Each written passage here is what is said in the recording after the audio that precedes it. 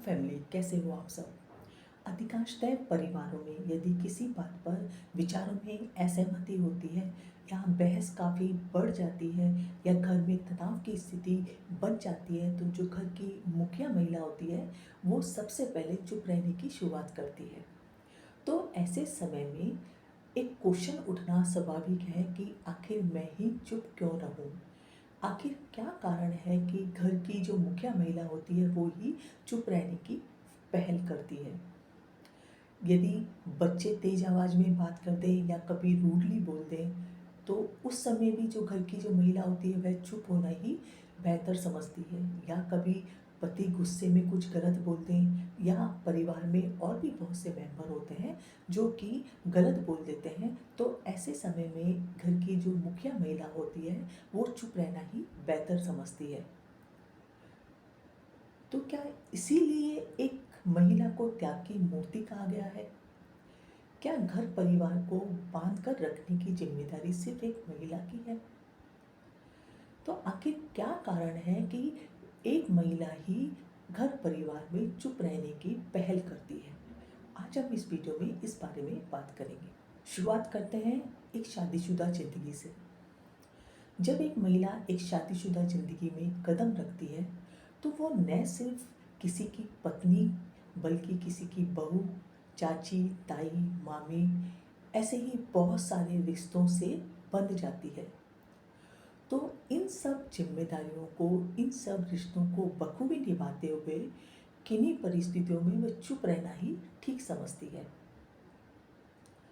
यदि एक पत्नी के रूप में देखें, तो उसे न सिर्फ एक कंपेनियन बनकर जिंदगी के हर कदम में अपने पति का साथ देना होता है, और या फिर कभी पति टेंशन में हो तो उस समय भी एक पत्नी को उसे सबसे पहले फेस करना पड़ता है।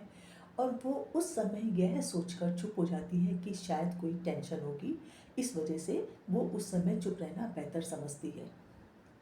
पर यदि इसका दूसरा पहलू देखें कि वाइफ भी वर्किंग है, तो काम का बोझ और घर की जिम्मेदारियां तो वाइफ पर भी बहुत ज़्यादा है।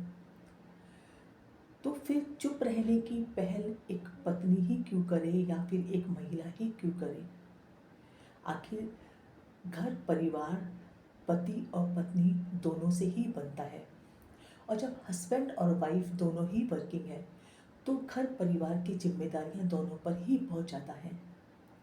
तो ऐसे समय में पति और पत्नी दोनों को ही समझदारी से जिम्मेदारियों को निभाने के लिए कोई भी परिस्थिति हो, एक दूसरे का साथ देना बहुत ज़्यादा जरूरी हो जाता है।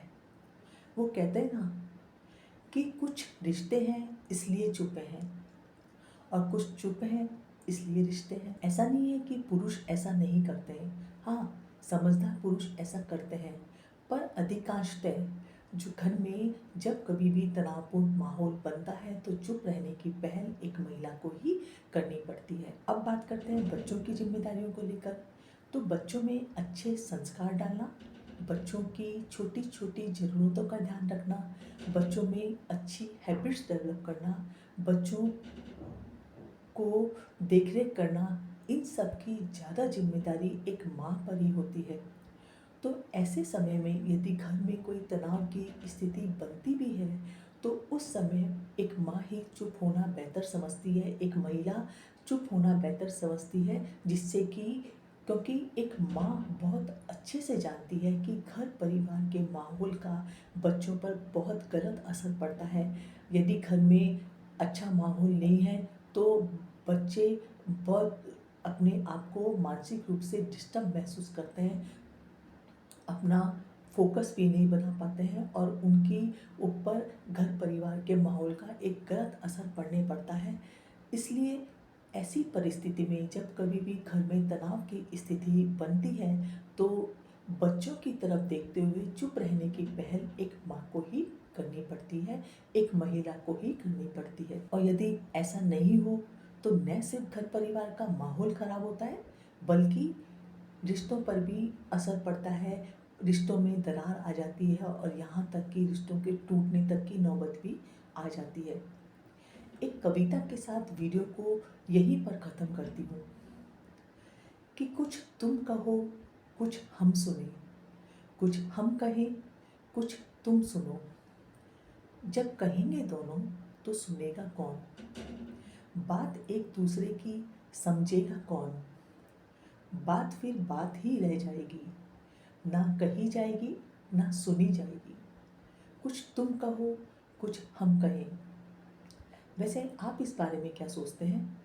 मुझे कमेंट करके ज़रूर बताइए। मिलती हूँ नेक्स्ट वीडियो में, तब तक के